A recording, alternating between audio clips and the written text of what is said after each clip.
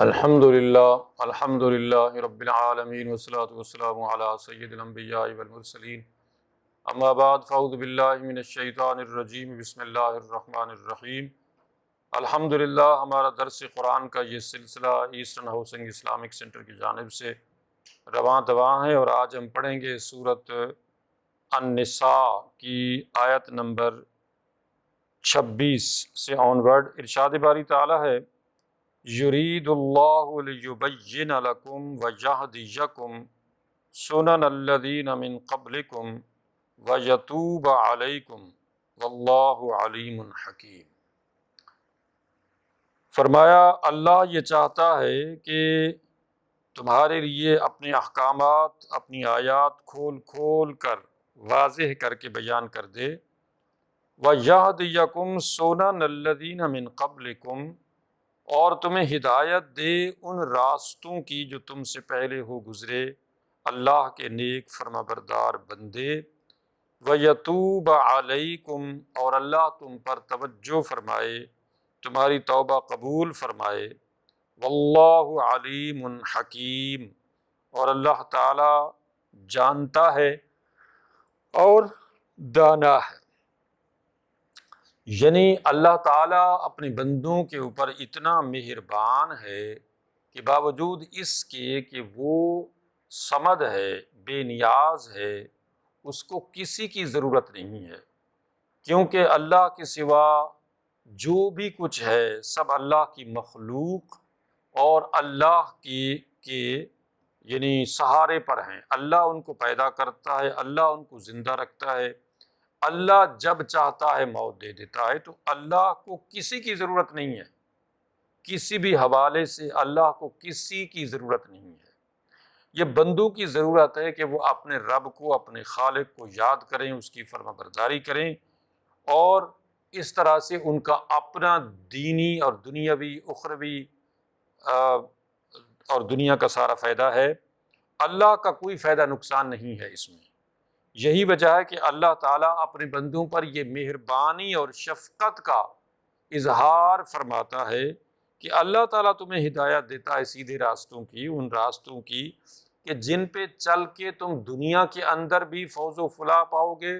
کامیابی سے ہمکنار ہوگے، اور آخرت کی جو اصل زندگی ہے جنت کی اس کو بھی پالو گے اور اللہ اپنے رب کو راضی کر لو گے۔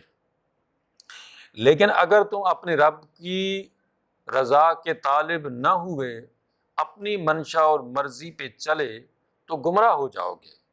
دنیا کے اندر بھی تباہی و بربادی کا سامنا تمہیں کرنا پڑے گا،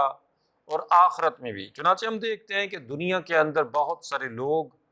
جو اپنی منمانی کی زندگی گزارتے ہیں، ہم لوگ بظاہر تو یہی سمجھتے ہیں کہ یہ لوگ بڑے کامیاب ہیں، حالانکہ ان کے اندر جو عریانی اور فحاشی آئی ہے اس کی وجہ سے ان کی جو یعنی قلبی سکون ہے، جو خاندانی ایک نظم و نسق ہے، وہ بالکل ختم ہو کے رہ گیا ہے۔ چنانچہ جانوروں سے بدتر ان کی زندگی ہو چکی ہے۔ وجہ صرف یہ ہے کہ جب انسان فطرت سے بغاوت کرتا ہے، جو اصل میں دین سے بغاوت ہے، جو اصل میں اللہ سے، جو خالق ہے سب کا، اس سے بغاوت ہے، تو پھر ظاہر تباہی و بربادی اس کا مقدر بن جاتی ہے۔ یہی وجہ ہے کہ اللہ تعالیٰ فرماتا ہے کہ ہم تو یہ چاہتے ہیں کہ لیبین لکم ویہدیکم، یہ جو ہم تمہیں ہدایات دیتے ہیں، ان ہدایات میں تمہاری اصل میں کامیابی ہے، تمہاری تسکین خاطر ہے،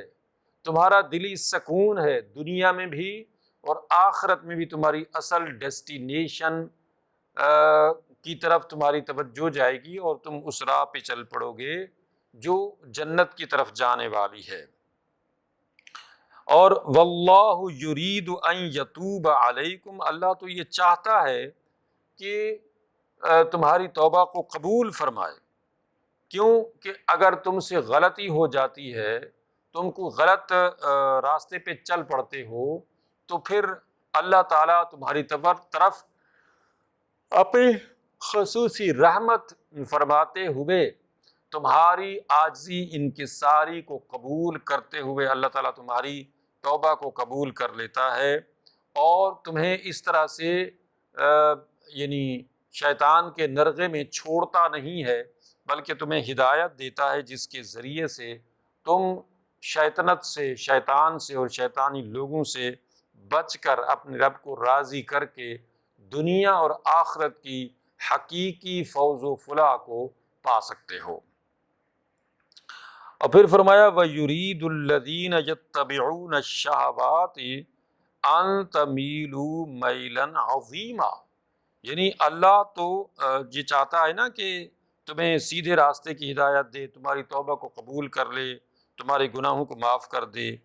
لیکن جو لوگ شہوات کے پیروکار ہیں، جو لوگ شیطنت کے پیروکار ہیں، وہ یہ چاہتے ہیں کہ تمہیں دور گمراہی میں ایسی جگہ لے جائیں کہ جہاں سے تمہاری واپسی ممکن نہ ہو۔ اب جیسے دنیا کے اندر ایک کثیر تعداد انسانوں کی وہ ہے کہ جو اللہ کی نافرمان ہے، مثلاً 8 بلین میں سے 2 بلین کے قریب مسلم ہیں، اور باقی جو 6 بلین کے قریب لوگ ہیں وہ سارے کفر، شرک اور منافقت پہ چل رہی ہیں، اور ظاہر ہے کہ ان لوگوں کا انجام جہنم کے سوا اور کیا ہو سکتا ہے۔ تو اب ظاہر ہے کہ یہ جو زیادہ لوگ ہیں یہ چاہیں گے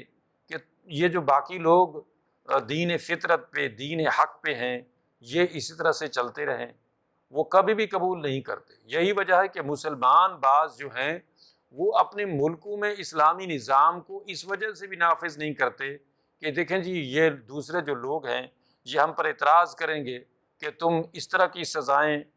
رکھتے ہو یا اس طرح کا نظام زندگی رکھتے ہو جو دنیا سے ہٹ کر ہے، تم دنیا سے ہٹ کے چلو گے تو پھر اس طرح سے دنیا کے الگ تھلگ تم دنیا سے ہو جاؤ گے۔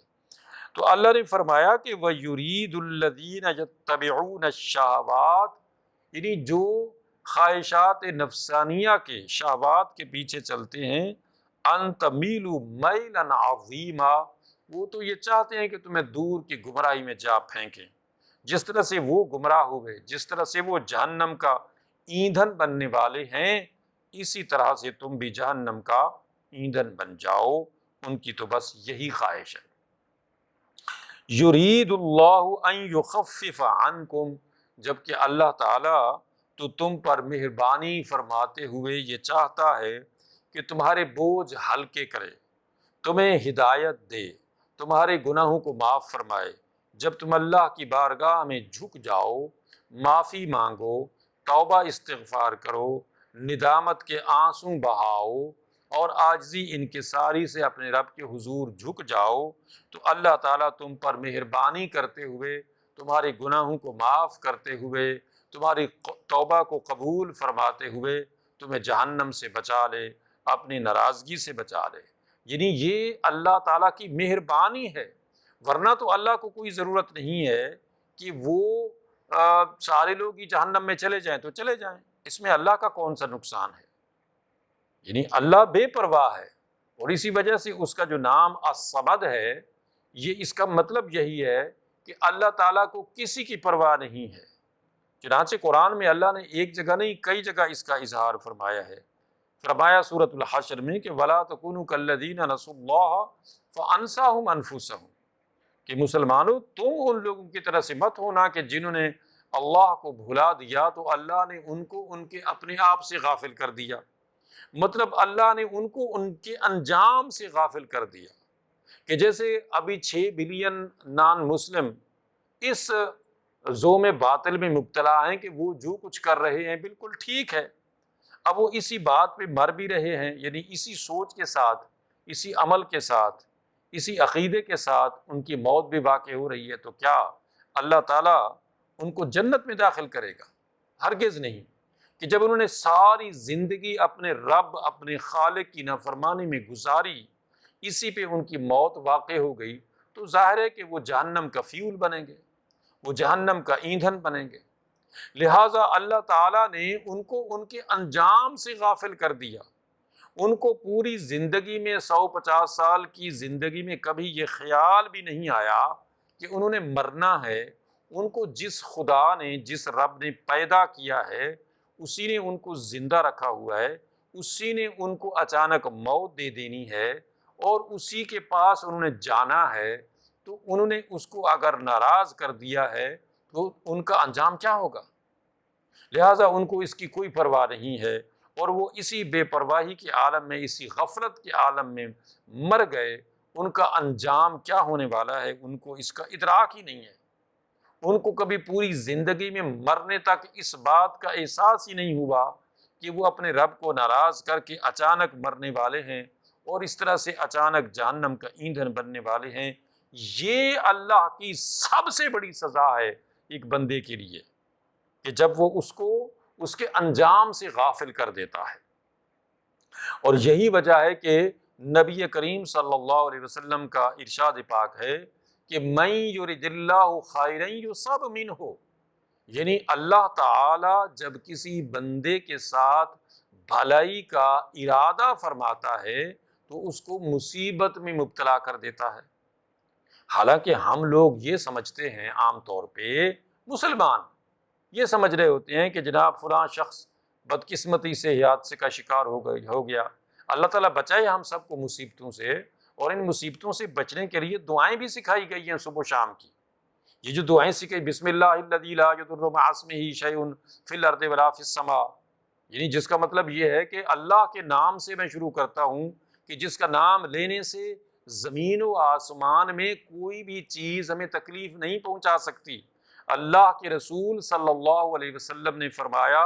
کہ جو بھی بندہ اس دعا کو صبح و شام 3 مرتبہ پڑھ لیتا ہے تو اللہ تعالیٰ اس کو ہر طرح کی بلا وبا سے محفوظ رکھتا ہے۔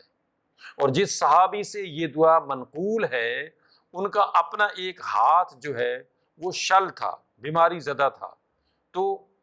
جو سننے والا صحابی تھا نا ان سے، تو اس نے غور سے ان کے ہاتھ کو دیکھا تو کہا کہ تم یہ دیکھ رہے ہو نا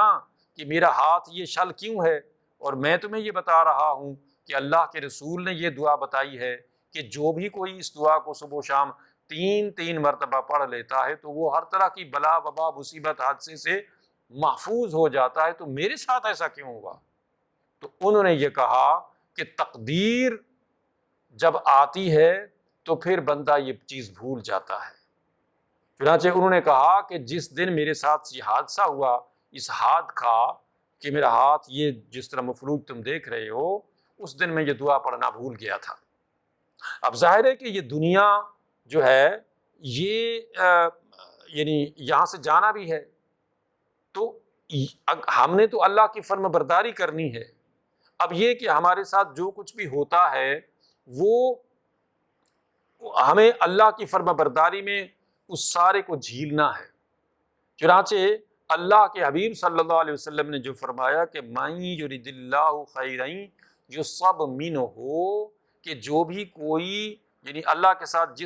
اللہ جس کے ساتھ بھی بھلائی کا ارادہ فرماتا ہے تو اس کو مصیبت میں ڈال دیتا ہے۔ تو اس کی پیچھے منطق کیا ہے؟ ہم دیکھتے نہیں ہیں کہ جو بندہ مصیبت میں مبتلا ہوتا ہے اور وہ کہیں بھی جاتا ہے تو اس کو یہی بتایا جاتا ہے کہ ہم نے علاج کر دیا، ہم نے دوائی دے دی، اب تم اللہ سے دعا کرو، کیونکہ اس بیماری کو ٹالنا، اس مصیبت کو دور کرنا اللہ کا ہی کام ہے، اللہ کا ہی اختیار ہے۔ اب بندہ اللہ سے اپنی لو لگاتا ہے، اللہ سے اپنا تعلق جوڑتا ہے، اس کو پتا ہے کہ میرے رب نے ہی یہ سب دور کرنا ہے۔ چنانچہ قرآن مجید میں کئی جگہ یہ تذکرہ آیا ہے کہ جب ہم انسان کو مصیبت میں ڈالتے ہیں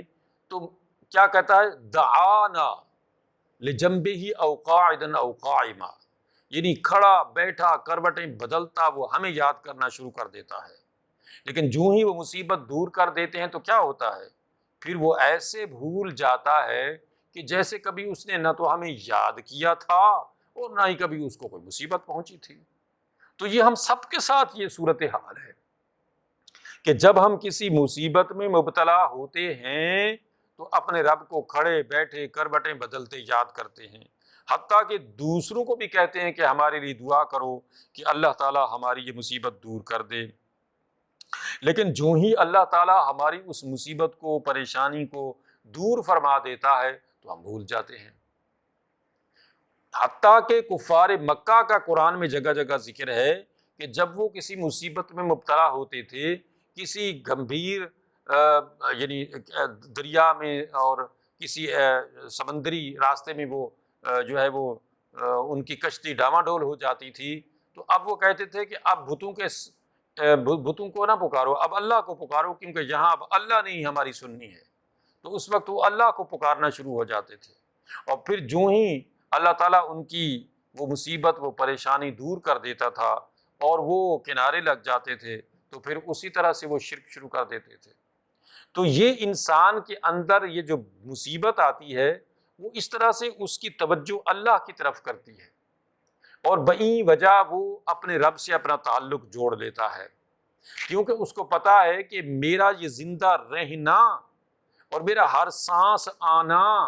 اور میرا یہ دل کا دھڑکنا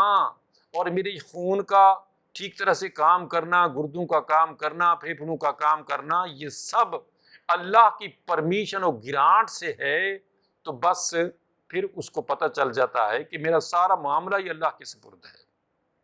لہٰذا وہ اپنے رب سے تعلق کو مضبوط کرتا ہے اور اپنے رب کو یاد کرتا ہے، اور یہی اصل چیز ہے کہ جب بندہ اپنے رب سے اپنا تعلق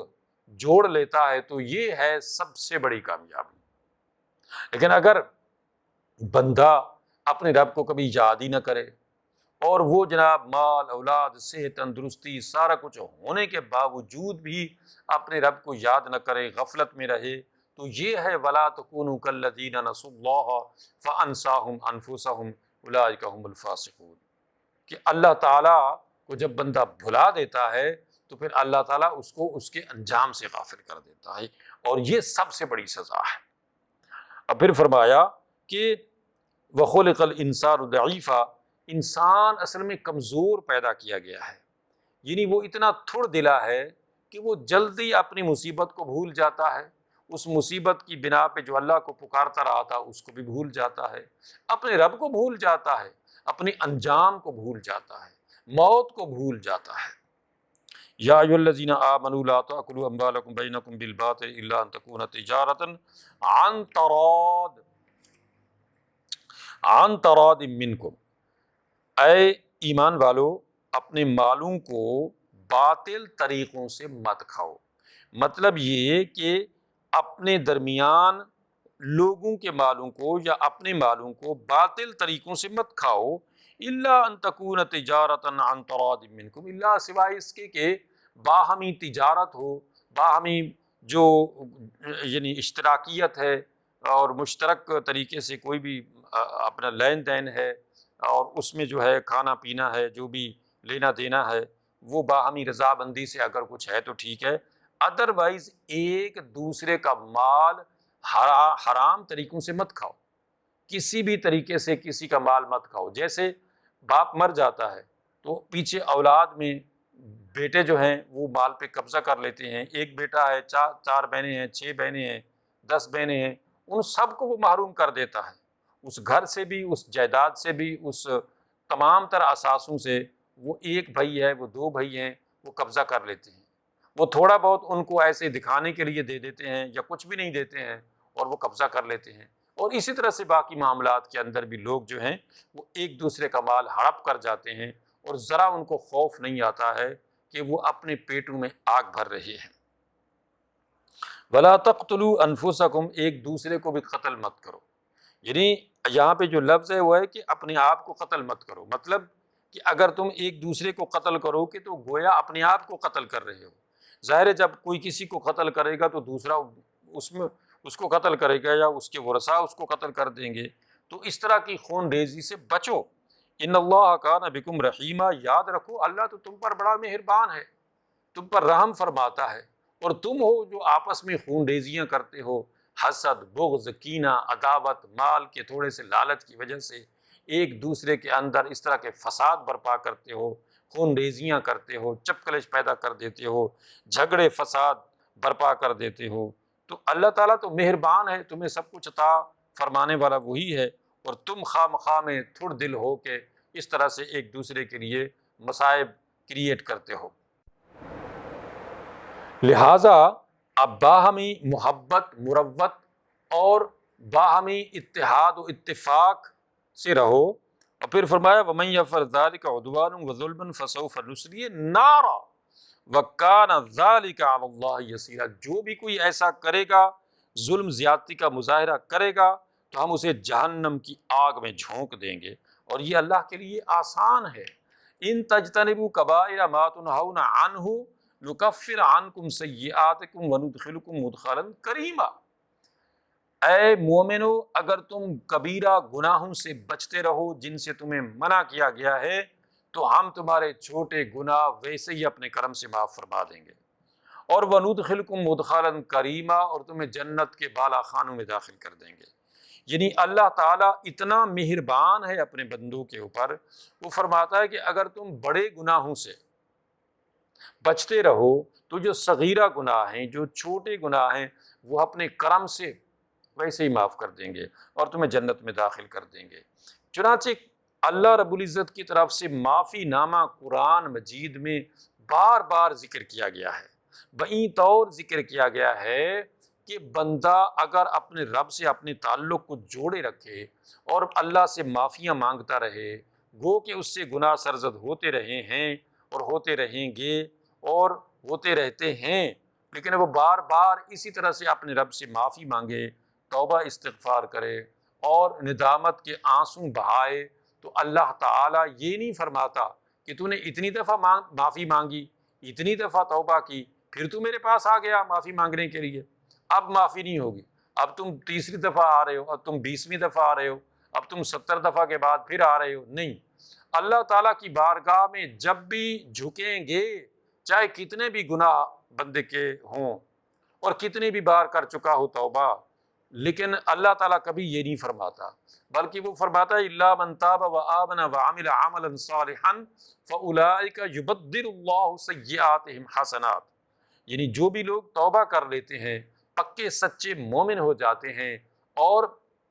اپنے رب کے حضور جھک جاتے ہیں، ندامت کے آنسو بہاتے ہیں، تو اللہ تعالیٰ نہ صرف ان کی توبہ کو قبول فرما لیتا ہے، بلکہ ان کے گناہوں کو نیکیوں سے بدل دیتا ہے۔ یعنی یبدل اللہ سیئاتہم حسنات، یہ سورۃ فرقان کی آیات ہیں کہ اللہ تعالیٰ ان کی برائیوں کو نیکیوں سے بدل دیتا ہے۔ سورۃ ہود میں فرمایا ان الحسنات یذہبن السیئات، یقیناً نیکیاں برائیوں کو مٹا دیتی ہیں۔ یعنی جب بندہ نیکی کرتا ہے تو وہ برائی کو مٹانے کا ذریعہ بنتا ہے۔ حدیث پاک میں آتا ہے جس کا مفہوم ہے کہ جب تم سے کوئی گناہ سرزد ہو جائے تو فوراً نیکی کرو، وہ نیکی تمہارے اس پچھلے کیے ہوئے گناہ کی دھلائی کا سبب بن جائے گی، او کما قال۔ تو اس لیے اللہ رب العزت کی طرف سے یہ یعنی اتنا بڑا انسینٹیو دیا جا رہا ہے، اتنا بڑا یعنی رعایت برتی جا رہی ہے گناہ گار بندوں کے لیے کہ ان تجتنبوا کبائر ما تنہون عنہ نکفر عنکم سیئاتکم، کہ میرے بندو اگر تم کبیرہ گناہوں سے اجتناب برتو تو ہم تمہارے چھوٹے گناہ ویسے ہی اپنی کرم سے معاف فرما دیں گے اور تمہیں جنت میں داخل کر دیں گے۔ ولا تتمنوا ما فضل اللہ به بعضکم علی بعض، ہاں تمنا مت کرو اس کی جو اللہ نے اپنے فضل سے نوازا ہے تم میں سے بعض کو بعض پر۔ یعنی اللہ رب العزت کی طرف سے مختلف انداز سے اللہ نے مختلف لوگوں کو مختلف چیزوں میں مختلف رکھا ہے، مثلا رنگ، نسل یا زبان یا مال، اولاد اور اس طرح سے دیگر معاملات کے اندر ہر طرح کی چیزوں میں ایک یعنی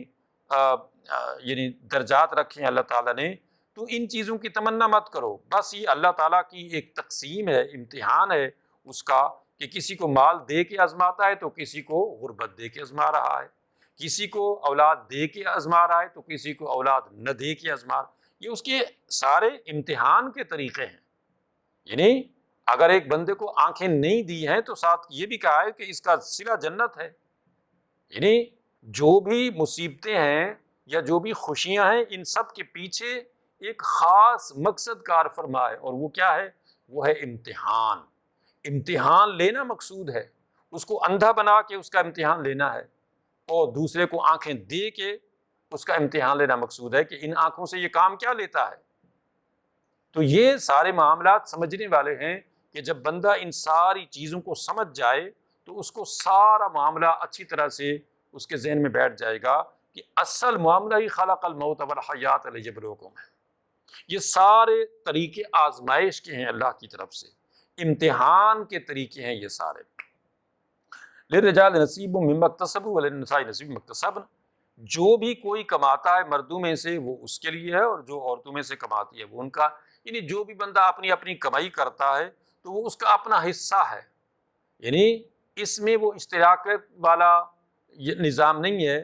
کہ سب لوگ کمائیں اور ایک جگہ جمع ہو اور باقی ان کو بس کھانا پینا اور رہائش دی جائے، نہیں، جو کوئی جتنی محنت کرے گا، اب ظاہر ہے ایک بندہ زیادہ محنت کرتا ہے وہ زیادہ پیسہ کماتا ہے، ایک بندہ نکھٹو ہے، نکما ہے، فراڈی ہے، اب ظاہر ہے اس کے برابر تو نہیں رکھا جا سکتا جو ایک ایمانداری سے صبح و شام رات دن محنت کر رہا ہے۔ تو اس لیے جو محنت کرے گا اس کو حصہ اس کے محنت کے مطابق ملے گا۔ یہ دنیا بقدر ایفٹ ہے، کافروں کے لیے بھی اسی طرح سے ہے، دنیا بقدر، اب ظاہر ہے کافروں نے محنت کی تو انہوں نے ٹیکنالوجی میں وہ ٹاپ پہ چلے گئے، مسلمان جو ہیں وہ اتنی بڑی کتاب لے کے جس کے اندر ہزاروں آیتیں ٹیکنالوجی کے بارے میں ہیں، سائنس کے بارے میں ہیں، انہوں نے پڑھا ہی نہیں اس کو، انہوں نے دین کو بھی نہیں سمجھا، دنیا کو بھی نہیں سمجھا۔ اللہ کہتا ہے سخر لکم ما فی السماوات، میں نے تمہارے قبضے میں دے دیا ہے جو کچھ بھی آسمانوں اور زمین میں ہے۔ آج ہم نے کافروں کو دیکھ کے یہ سولر انرجی سے ہم نے کام لینا شروع کیا ہے، ہم نے کچھ نہیں کیا، ہم جو سوئی بھی لیتے ہیں تو اس پہ لکھا ہوتا ہے میڈ ان چائنا، یہ ہماری صورتحال ہے، تو ہم پیچھے نہیں رہیں گے تو کیا کہ اس لیے للرجال نصیب مما اکتسبوا، جو جتنی محنت کرے گا اس کو اتنا اس کا فائدہ ہوگا۔ اب جو ممالک ہم سے اوپر جا رہے ہیں، بوسٹ کر رہے ہیں، انہوں نے محنت کی ہے، حالانکہ وہ کافر ہیں، ان کا بلکہ کئیوں کا تو دین ہی کچھ نہیں ہے، وہ ایتھیسٹ ہیں، وہ ملحد ہیں، ان کا کوئی دین وین نہیں ہے، وہ خدا کو مانتے ہی نہیں ہیں، لیکن یہ حصہ بقدر جسہ یا حصہ بقدر ایفٹ وہ ملے گا، اللہ نے یعنی جتنی جو محنت کرے گا اس کو اتنا ہی اس کا حساب کتاب ملے گا۔ اچھا، وَاسْأَلُوا اللَّهَ مِن فَضْلِهِ، ہاں اللہ تعالیٰ سے اس کا فضل تلاش کرو، مانگو، یعنی دعا کرو اور محنت بھی کرو، اور ان اللہ کان بکل شیء، یعنی یاد رکھو کہ اللہ تعالیٰ سب کچھ جانتا ہے، یعنی یہ نہیں ہے کہ اب تم جناب دعائیں تو کرو کچھ نہیں۔ اللہ کے رسول نے دعائیں مانگی اور پورے 10 سالہ دور نبوی یعنی مدنی دور میں آپ نے کتنی جنگیں لڑی اپنے ڈیفنس کے لیے، یعنی یہ نہیں کیا کہ صرف دعائیں تو مانگتے رہے، آپ نے جہاد نہ کیا ہو، اور جہاد تو کیا ہو، جہاد کی تیاری نہ کی ہو، نہ، آپ نے اپنا دفاع کے لیے پورا ایک سسٹم بنایا، اور اسی سسٹم پہ صحابہ کرام چلے تو انہوں نے دنیا کے اندر اسلام کو پہنچا دیا۔ یعنی اللہ نے اپنے رسول صلی اللہ علیہ وسلم کے ذریعے سے ہمیں یہ حکم دیا ہے کہ ہم دنیا کے اندر بھی محنت کریں گے تو اس محنت کا صلہ ہمیں دنیا میں بھی ملے گا اور آخرت میں بھی ملے گا۔ یہ نہیں ہے کہ دنیا کے اندر بندہ بس محض عبادات تو کرتا رہے اور باقی جو یعنی دنیاوی معاملات ہیں ان کے اندر کچھ نہ کرے، ایسا نہیں ہے۔ اب جیسے اللہ تعالیٰ نے مسلمانوں کو حکم دیا ہے کہ وَأَعِدُّوا لَهُم مَا اسْتَطَعْتُم مِّن قُوَّةٍ وَمِن رِّبَاطِ الْخَيْلِ، یعنی جدید ترین عسکری و حربی صلاحیت تیار رکھنے کا حکم مسلمانوں کو ہے کہ ترہبون بہ عدو اللہ وعدوکم، تاکہ اس جدید ترین عسکری اور حربی قوت سے وہ اپنے دشمنوں پر اپنا رعب اور دبدبہ قائم رکھیں، لیکن مسلمانوں نے ایسا نہیں کیا، اور یہی وجہ ہے کہ 58 انڈیپینڈنٹ مسلم کنٹریز ہونے کے باوجود ان میں سے کوئی ایک بھی اس قابل نہیں ہے جو دنیا کی جو بڑی طاقتیں ہیں ان کے مقابلے میں وہ کھڑا ہو سکے۔ تو وجہ یہ ہے کہ اللہ تعالیٰ نے اس دنیا کے اندر بھی مسلمانوں کو حکم دیا ہے کہ وہ دنیاوی معاملات کے اندر بھی اپنی ایفٹ پٹ کریں، اگر وہ اپنی ایفٹ یعنی بروئے کار نہیں لائیں گے تو وہ پیچھے رہ گئے جائیں گے جیسے کہ رہ گئے ہیں۔ اللہ تعالیٰ سمجھنے عمل کرنے کی توفیق عطا فرمائے۔ وآخر دعوانا ان الحمد للہ رب العالمین۔